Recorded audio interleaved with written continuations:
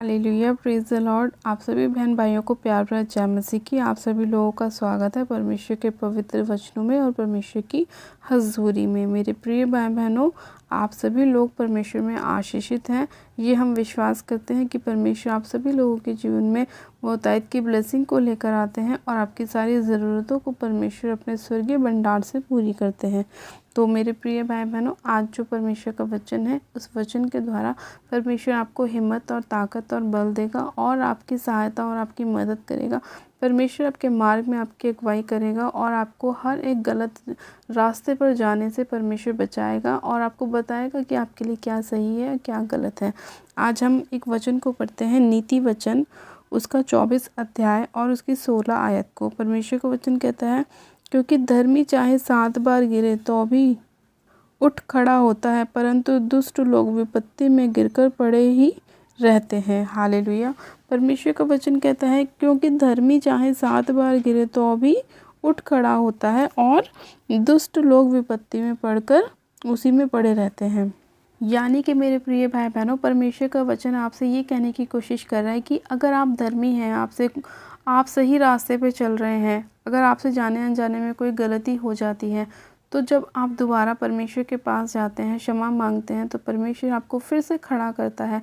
मान लीजिए, हो सकता है कि आप सही रीति से चल रहे हैं, लेकिन आपके साथ किसी दूसरे ने गलत करने की कोशिश करी है या आपको भरमाने की कोशिश करी है, तो परमेश्वर का वचन कहता है कि अगर आप अपने गुनाहों की, पापों की क्षमा मांगकर परमेश्वर के पास फिर से जाते हैं, तो परमेश्वर आपको फिर से खड़ा करता है। लेकिन जो दुष्ट लोग होते हैं वो विपत्ति में गिरते हैं और उसी में पड़े रहते हैं। यानी कि जो लोग एक धर्मी को भटकाने की कोशिश करते हैं, वो लोग वो होते हैं जो दुष्ट होते हैं।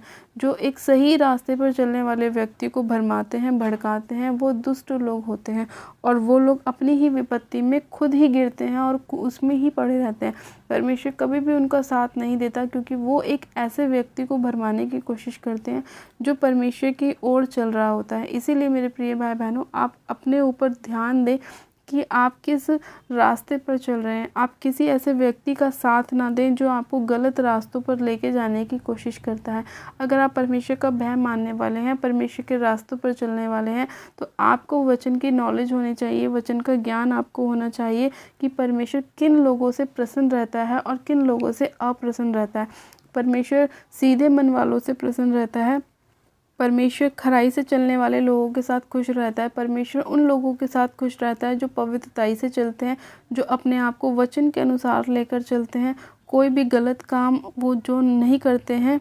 परमेश्वर उन लोगों से खुश रहता है। कोई भी पाप जो लोग नहीं करते हैं, कोई व्यभिचार नहीं करते हैं, उनसे परमेश्वर खुश रहता है।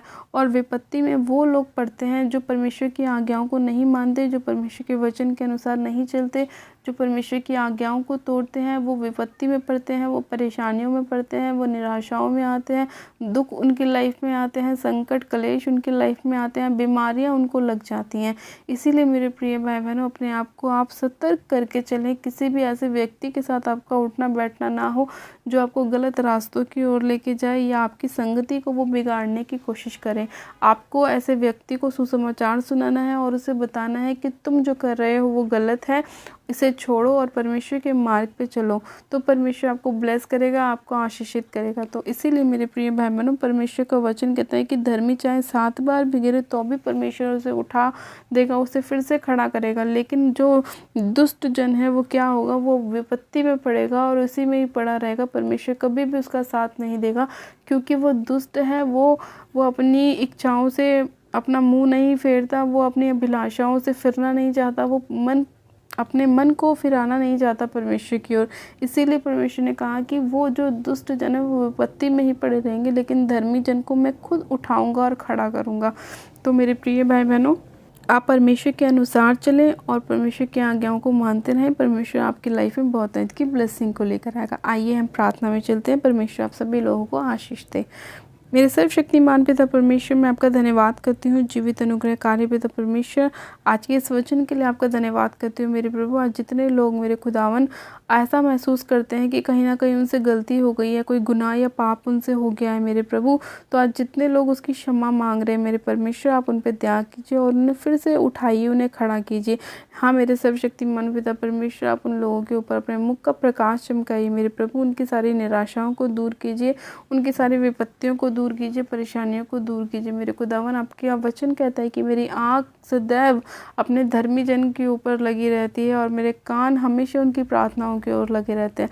सच में खुदावन पिता परमेश्वर, जितने लोग अपने गुनाहों की पापों की क्षमा मांग रहे हैं मेरे प्रभु, आप उनको क्षमा कीजिए, उन पर दया कीजिए मेरे पिता। और जितने लोग मेरे खुदावन पिता परमेश्वर भटके हुए हैं मेरे प्रभु, आपका सुसमाचार उन लोगों के पास पहुँचे और वो भी अपने कामों से मन फिराएं मेरे प्रभु और आपको अपना उद्धारकर्ता ग्रहण करें। सच में खुदावन पिता परमेश्वर, मैं आपसे प्रार्थना करती हूँ आज जितने लोग मेरे खुदावन इस वचन को सुने, उनकी लाइफ में परमेश्वर तू काम करे मेरे प्रभु, वो अपने हर एक गलत कामों से मन को फिराएं मेरे परमेश्वर और तुझे अपना उद्धारकर्ता ग्रहण करें। सर्वशक्तिमान पिता परमेश्वर, मैं आपका धन्यवाद करती हूँ मेरे प्रभु, आप अपने लोगों को बचाते हैं, उन्हें छुड़ाते हैं, उन्हें चंगा करते हैं, उन्हें उठाते हैं, उन्हें खड़ा करते हैं मेरे प्रभु परमेश्वर। मैं आपका धन्यवाद करती हूँ मेरे खुदावन, मैं आपका धन्यवाद करती हूँ, सारी महिमा आदर आपको देती हूँ मेरे पिता परमेश्वर, क्योंकि आप महान परमेश्वर हैं, सर्वशक्तिमान पिता परमेश्वर, दयालु परमेश्वर, दया करने के सागर हैं मेरे खुदावन पिता परमेश्वर। मैं आपका धन्यवाद करती हूँ मेरे प्रभु, आपने अपने लोगों से बात की वचन के द्वारा मेरे प्रभु, उनकी सहायता मदद करी। मैं आपका धन्यवाद करती हूँ, सारी महिमा आदर आपको देती हूँ। प्रार्थना विनती बड़े विश्वास के साथ हमारे उद्धारकर्ता प्रभु यीशु मसीह के नाम से मांगती हूँ, amen amen. God bless you. आप सब जन आशीषित हैं परमेश्वर प्रभु यीशु मसीह के नाम से। परमेश्वर ने आप सभी लोगों के ऊपर दया की है मेरे प्रिय भाई बहनों, परमेश्वर ने आपके सभी परेशानियों को दूर किया है। हालेलुया।